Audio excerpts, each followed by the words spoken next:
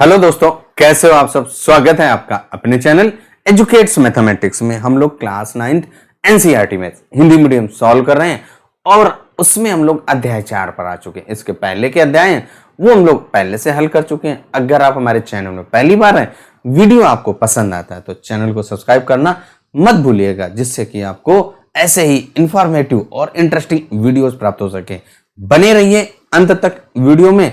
और आज के इस वीडियो में प्रश्नावली 4.3, इसके जो पहले की प्रश्नावली है वो भी हम लोग हल कर चुके हैं। उनका लिंक आपको इस वीडियो के डिस्क्रिप्शन पे मिल जाएगा, आप वहां से जाकर के देख सकते हैं। और आज के इस वीडियो में जो हम लोगों की प्रश्नावली 4.3 है उसके दूसरा और तीसरा क्वेश्चन हल करने वाले। चलिए अब आ जाते हैं सीधे क्वेश्चन नंबर 2 पर।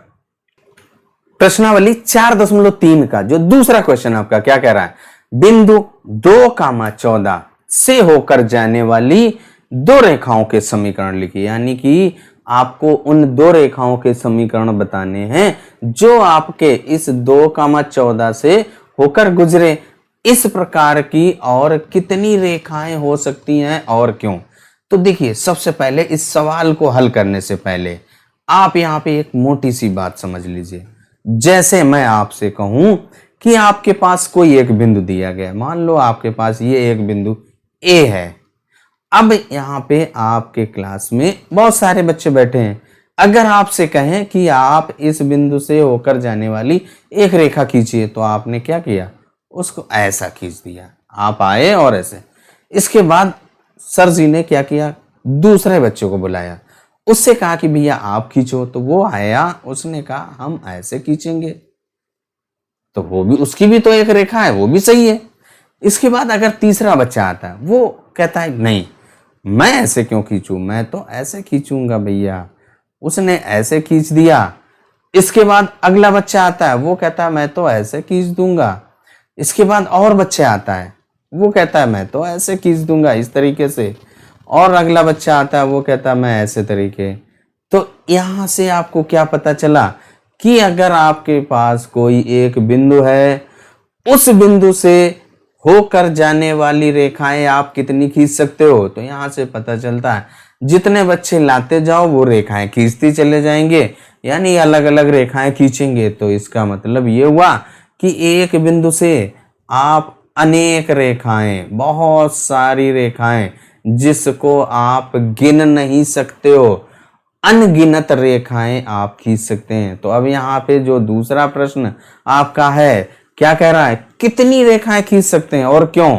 तो यहाँ पे क्या हो जाएगा, अनेक रेखाएं खींच सकते हैं। और क्यों, क्योंकि आपके एक बिंदु से अनगिनत रेखाएं खींची जा सकती हैं। तो इसका तो ये हो गया।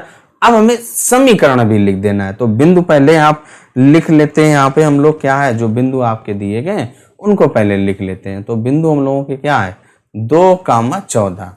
अब हमें क्या करना है, इन बिंदुओं से होकर जाने वाली रेखा का समीकरण लिखना है। तो सबसे पहला बिल्कुल आसान सा आपको यहाँ पे उत्तर देखिए क्या है, जो बिंदु दिए गए वो आपका x, y के रूप में होंगे। और अगर आप इन दोनों बिंदुओं को जोड़ दीजिए, यानी x और y को जोड़ दीजिए, तो x का मान 2, y का मान 14, तो x का मान 2 और 14 जोड़िए तो 16 हो गया। इसका मतलब जो पहला समीकरण x धन y बराबर 16 हो गया। देखिए कितना आसान सा है कि जब भी आपको किसी भी बिंदु से, कोई बिंदु दिया गया, उससे अगर आपको एक रेखा का समीकरण पूछेगा तो आप लिख देंगे क्या, कि आपको दोनों को जोड़ करके, यानी x धन y बराबर जितना आ रहा है वो लिख दीजिए। पहला हो गया। अब दूसरा देखिए आप, यानी कि जो बिंदु दिए गए वहीं से तो हमें लिखना है। तो जो बिंदु आपके 2 और 14 दिए गए हैं, ये आपका x है और ये y है। यहां से एक बात और पता चलती है कि अगर आप x में 7 से गुणा कर दीजिए, 2 आपका 2 है, उसमें आप 7 से गुणा कर दीजिए तो बराबर 14 आ गया। यानी कि ये आपका देखिए 2x है, ये गुणे 7 है, और ये जो आपका 14 है वो क्या है, y है। यानी कि 7x बराबर y है। y को आप लेफ्ट में कर दीजिए, तो यहाँ से 7x माइनस y बराबर 0 आ गया। यहाँ से एक और समीकरण आ गया, 7x माइनस y बराबर 0। ऐसे ही आप अनेक समीकरण लिख सकते हैं। जब आप अनेक रेखाएं खींच सकते हो तो अनेक समीकरण भी लिख सकते हो। इस तरीके से दूसरा क्वेश्चन हम लोगों का हल हो गया। हो सकता है कि जो आपके बुक में आंसर हो उससे मैच ना करे, क्योंकि भाई आपके क्या है, अनेक रेखाएं खींच सकते हो तो अनेक समीकरण भी लिख सकते हैं। उन अनेकों में से मैंने 2 लिख दिए। हो सकता है बुक में आप दूसरे या आप दूसरा हल करें, तो उससे कोई मतलब नहीं है मैच कर रहा है या नहीं, लेकिन हम जो समीकरण है वहां पे आपको ध्यान देना है। दूसरा प्रश्न हल करने के बाद अब हम लोग तीसरे प्रश्न पे आ जाते हैं। जो आपका तीसरा प्रश्न क्या कह रहा है कि यदि बिंदु 3,4 समीकरण 3y बराबर ax धन 5 ax धन 7 के आलेख पर स्थित हो तो a का मान ज्ञात करना है।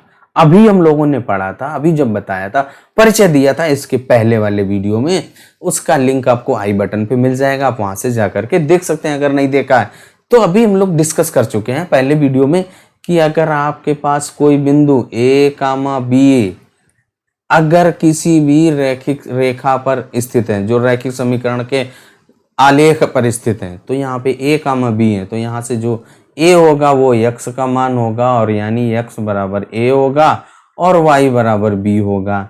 यानी कि जो बिंदु आपके 3,4 दिए गए हैं वो x का मान 3, y का मान 4, और जब आपके उस रेखा पर स्थित हैं यानी आलेख पर स्थित हैं तो वो उस रैखिक समीकरण को संतुष्ट करेंगे। यानी x की जगह पे 3 और y की जगह पे 4 रख दोगे तो लेफ्ट साइड और राइट साइड बराबर आएगा।